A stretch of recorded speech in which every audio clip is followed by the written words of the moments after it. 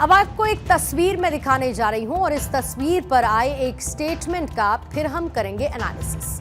वजह है कि जिस तस्वीर को देखकर ये स्टेटमेंट दिया गया उस पर सवाल भी है और ये स्टेटमेंट इस बात को भी जाहिर करता है कि सियासत में सब कुछ जायज है। राष्ट्रीय स्वयं सेवक संघ यानी कि आरएसएस के प्रमुख मोहन भागवत ने देश के 70 से अधिक मुस्लिम मौलवियों और बुद्धिजीवियों के साथ बैठक की और ये तस्वीरें देश भर में चर्चा बनी। तो इस पर अब शिवसेना उद्धव गुट के प्रमुख उद्धव ठाकरे के सामना में छपे हुए एक लेख ने हेडलाइंस बनाई। वजह यह है कि उद्धव ठाकरे की तरफ से सामना में जो लेख लिखा गया उसमें मोहन भागवत की इस पहल की न सिर्फ उद्धव ने तारीफ की बल्कि इस दौरान उन्होंने बीजेपी को भी निशाने पर लिया है। पहले आपको यह बताऊं कि शिवसेना यूबीटी ग्रुप प्रमुख उद्धव ठाकरे ने अपने इस आर्टिकल में क्या लिखा है। सामना में वो लिखते हैं कि 3 घंटे तक चली इस बैठक में मोहन भागवत ने मुस्लिम समुदाय की भावनाओं को समझने की कोशिश की जो कि बीजेपी के कट्टर हिंदुत्ववादी गुट को पसंद नहीं आई। इतना ही नहीं, उद्धव ठाकरे ने इस मुलाकात को राष्ट्र निर्माण के लिए एक जरूरी संवाद भी बताया। आप सोचिए, ये वही शिवसेना है जो अपने हिंदुत्ववादी एजेंडे के चलते कांग्रेस और अन्य विरोधी दलों की आंखों में कभी चुभा करती थी बाला साहेब ठाकरे के समय से, लेकिन अब वक्त बदल चुका है। शिवसेना यूबीटी गुट की सियासत ने करवट ले ली है। शायद सियासत का खेल ही ऐसा है।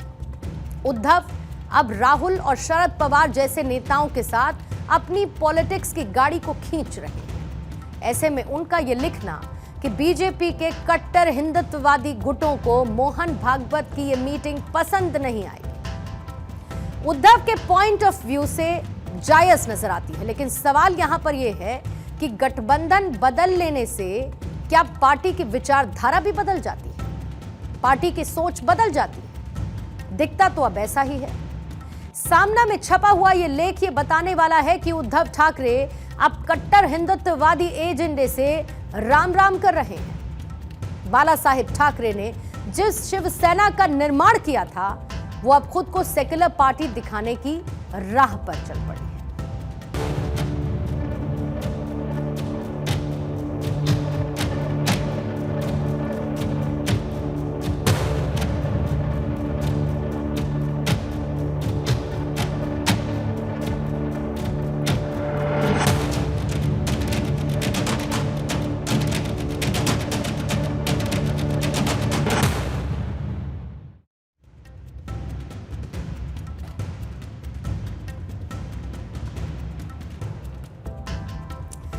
सामना में लिखे हुए लेख के मुताबिक ये बैठक केवल चाय पानी तक सीमित नहीं थी बल्कि उसमें देश में धार्मिक तनाव को लेकर गंभीर मंथन भी किया गया।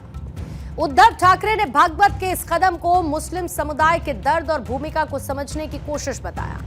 यानी कि उद्धव आरएसएस प्रमुख की तारीफों में इस लेख के जरिए कसीदे पढ़ते रहे। लेकिन यहां पर एक और लाजमी सवाल है।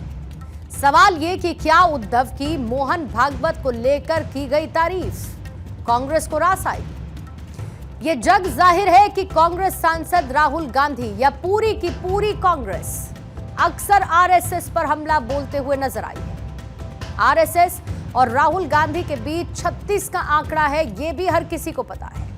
ऐसे में उद्धव की मोहन भागवत की तारीफ को कांग्रेस किस तरीके से लेगी, इस पर भी सवाल है। उद्धव ने अपने इस आर्टिकल में उत्तर प्रदेश से लेकर असम और महाराष्ट्र से लेकर दिल्ली बीजेपी तक पर निशाना साधा।